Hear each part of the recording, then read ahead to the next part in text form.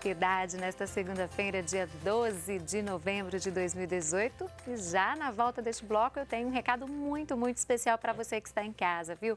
Vamos falar de decoração, bem-estar, ambientes aconchegantes. Vamos falar sobre isso? Então vamos falar de casa e tinta, né?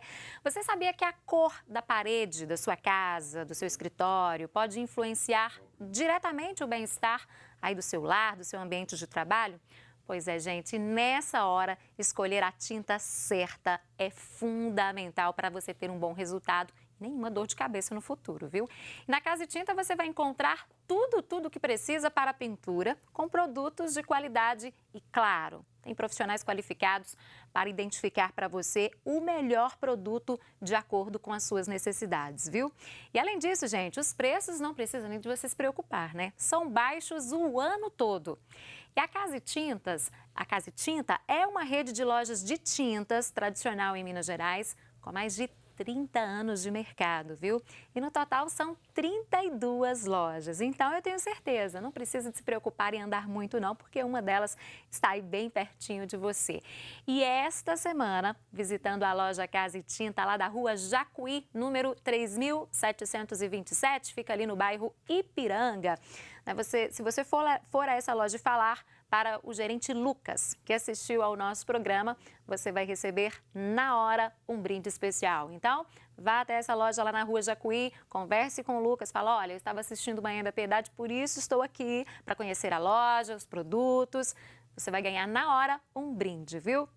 A loja, gente, ela possui estacionamento próprio e, claro, todos os profissionais são qualificados, né? E conhecem muito bem de tintas e de todas as ferramentas para pintura. Então, faça uma visitinha, viu? Vá lá conferir.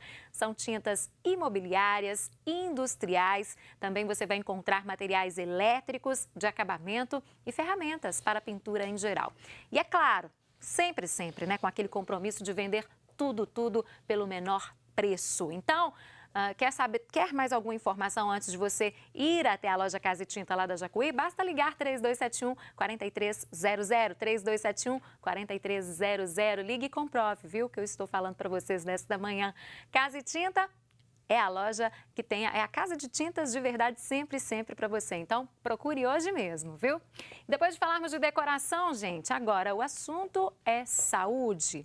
Outubro foi o mês dedicado à prevenção ao câncer de mama, né? E este mês, nós já estamos em novembro, as atenções se voltam para a campanha Novembro Azul. E o principal objetivo é conscientizar os homens sobre as doenças masculinas e principalmente a prevenir e diagnosticar o câncer de próstata. E este câncer, gente, ele é considerado o segundo mais comum entre os homens no Brasil, perdendo somente para o câncer de pele não melanoma, são dados do INCA, que é o Instituto Nacional do Câncer.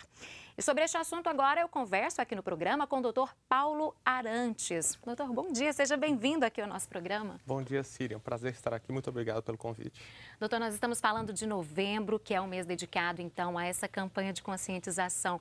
Mas é importante falar para quem está em casa, para os homens de uma forma geral, que as atenções são durante o ano todo, né? Sim, no novembro a gente intensifica essas nossas ações, nós falamos mais e tentamos esclarecer a mais todos os homens sobre o poder e, na verdade, a necessidade desse check-up, mas deve ser realizado acompanhamento e avaliação durante todo o ano.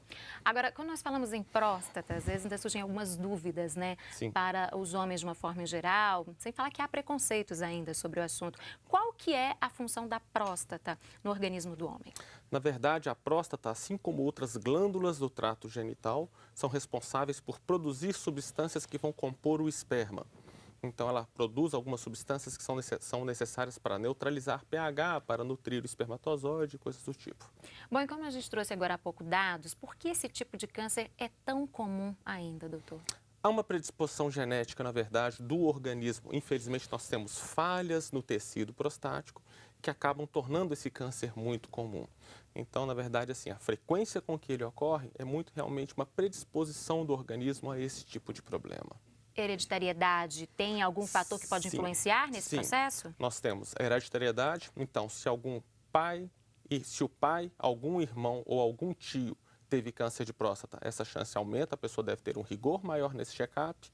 Indivíduos da raça negra, infelizmente, eles estão mais propensos a ter, não só mais frequentemente, como infelizmente também um câncer mais agressivo. E maus hábitos de saúde, como falta de exercício físico, sobrepeso, essas coisas também podem influenciar muito na presença deste câncer. A alimentação influencia também? Influencia de uma certa forma nessa questão dos hábitos saudáveis de saúde, sim. Então, aí no caso, é uma alimentação à base de fibras, frutas, verduras? Sim, quanto menos gordura animal for ingerido, melhor a chance do paciente de não ter o câncer de próstata. Agora, uma dúvida, homens jovens também podem ser diagnosticados com câncer ou os casos são mais raros, doutor? São mais raros. É mais comum realmente nos homens acima de 50, 60 anos de idade. Porém, pode ocorrer especialmente nesses grupos de risco. Então, um paciente que tenha familiares que tenham tido câncer de próstata, ele deve iniciar mais precocemente seu check-up. É raro, mas infelizmente de tempo em tempo nós temos pacientes jovens que podem ter câncer de próstata. Que podem apresentar sintomas. Exatamente. Aliás, desses sintomas que eu já queria falar, quais são os principais sintomas do câncer de próstata? Na verdade, existem os sintomas, mas eles são associados ao câncer de próstata que já está avançado, que já vai ser diagnosticado numa hora em que não é o ideal. O câncer de próstata, quando ele cresce muito na próstata, ele começa a invadir os tecidos ao redor e pode causar a metástase, que seria a disseminação dele pela corrente sanguínea, e ele vai se implantar numa outra área do organismo e começar a crescer nessa região também. Então, sintomas dessas metástases seriam principalmente dor óssea, que é muito comum ele sair da próstata e se instalar na coluna vertebral. Então, o paciente pode começar com uma dor lombar muito intensa e localmente ele pode causar sangramento na urina, sangramento no esperma, pode causar dificuldades para o paciente urinar. Então, esses seriam os sintomas, mas a pessoa nunca deve esperar ter sintomas para ser avaliada, porque nesse momento já seria um câncer muito avançado e a chance de se curar, o sucesso do tratamento será muito menor. E a evolução é rápida? É um processo rápido ou não? O câncer de próstata, ele tem uma variação muito grande na sua agressividade. Nós temos vários níveis de agressividade, desde os que crescem bem lentamente aos muito agressivos. Depende do tipo do câncer. Depende do tipo do câncer, exatamente. Cada vez mais a abordagem do paciente, quando diagnosticado um câncer de próstata, é muito individual. Tem vários fatores que vão ser avaliados, dentre eles essa questão da agressividade do câncer. Agora, prevenção, além do exame, né, que o senhor já disse pra gente, tem outras formas que as pessoas que estão em casa, às vezes, têm alguma dúvida nesse sentido, que elas podem prevenir? A principal forma seria hábitos de vida saudável. Realmente alimentar-se bem, evitar excesso de gordura animal, evitar o sobrepeso, praticar atividade física. Dos fatores que estão sob o nosso controle, esses são os mais importantes que a pessoa deve tentar adotar no seu dia a dia. Ou seja, um estilo de vida saudável. Exatamente. Né? É base para a prevenção de todas as doenças, né, doutor? Exatamente. Agora, como que é feito o diagnóstico do câncer de próstata? Na verdade, é feito o check-up com o paciente sem nenhum tipo de sintomas, mesmo sem sentir nada. Ele deve procurar seu urologista, fazer a avaliação. A avaliação ela pode consistir do exame de toque, um exame de sangue, e hoje em dia existem outros exames que podem auxiliar, ultrassom, ressonância magnética. Tudo isso trará uma suspeita se há ou não a possibilidade de estar ocorrendo um câncer de próstata.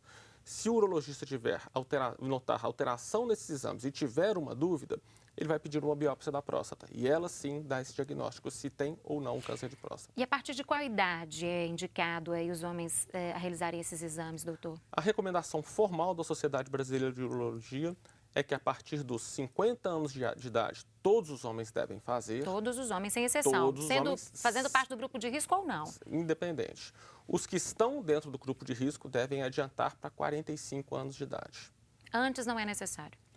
Olha, só se for um caso especial. Sim, se for uma questão, uma presença muito frequente na família, sim. Eu, particularmente, acho interessante, a partir dos 40 anos de idade, o paciente já ter um urologista de referência e já começar essa conversa. E aí, sim, nessa conversa, definir quando que é necessário, se já começa a partir dessa idade ou um pouco mais à frente. E a periodicidade desse exame? É anual? Que as mulheres têm, né? A princípio é anual. Caso haja alguma dúvida, pode até ser que o urologista fale, vamos repetir em 6 meses para dar uma checada, mas uma vez por ano normalmente é mais que o suficiente. Agora, a quantidade de exames a ser feita depende de cada caso também, do estado da pessoa? A grande maioria dos casos vai ser só um exame de sangue que vai ser necessário para checar isso. Mas, dependendo do caso, pode ser que o urologista demande mais exames. Agora, já mudou em relação aos homens? Eles já têm essa visão, eles já têm consciência da importância de realizar esses exames? Os homens têm procurado mais os consultórios, doutor, ou ainda falta muita gente para se conscientizar?